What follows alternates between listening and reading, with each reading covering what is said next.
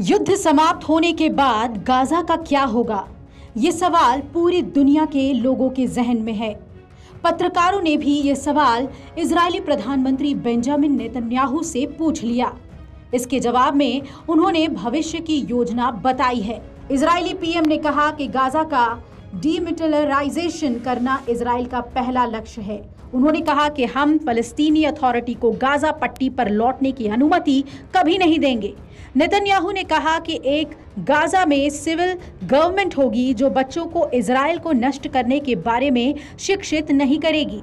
Gaza पर नियंत्रण को लेकर इजराइल के प्रधानमंत्री बेंजामिन नेतन्याहू ने यह भी कहा कि वो हमस्तान को फतहस्तान नहीं बनने देंगे।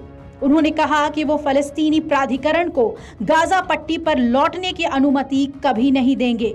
उन्होंने ये भी कहा कि फलस्तीनी प्राधिकरण ने अभी तक इजराइल पर हमास के हमले की निंदा नहीं की है।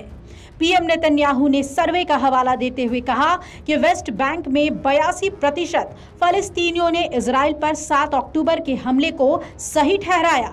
नेतन्याहू ने कहा कि गाजा में एक ऐसी सरकार होगी जो बच्चों को इजराइल को नष्ट करने के बारे में शिक्षा नहीं देगी।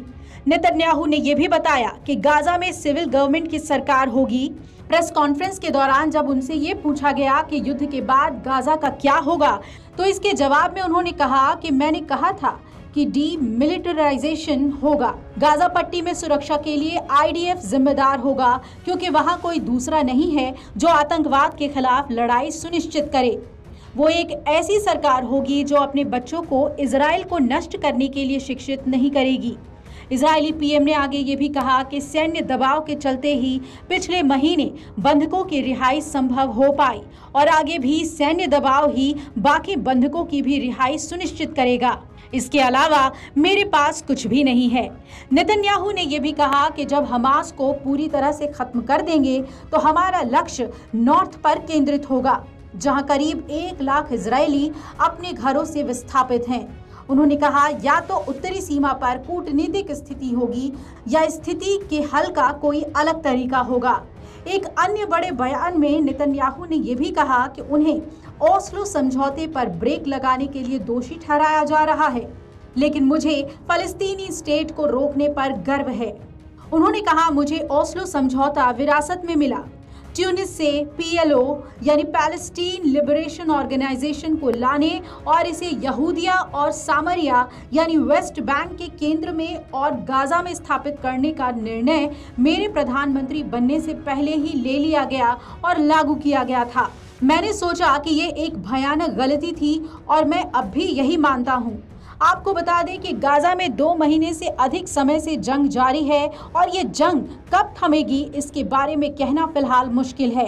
गाजा में अब तक यहाँ 19,000 से ज्यादा लोगों की मौत हो चुकी है और इनमें ज्यादातर महिलाएं और बच्चे शामिल हैं। हमास के 7 अक्टूबर के हमलों के बाद इजराइल लगातार गाजा पे भारी बमबारी कर रहा है। इतने दिनों के युद्ध के दौरान हमास और इजराइल के बीच चंद दिनों के युद्ध विराम पर सहमति बनी थी। इसके बाद फिर दोनों के बीच जंग शुरू हो गई जो आज तक जारी है। हमास के 7 अक्टूबर के हमले में इजराइल के करीब 1200 से ज्यादा लोगों की मौत हो गई थी। Video desk अमरउजाला.com।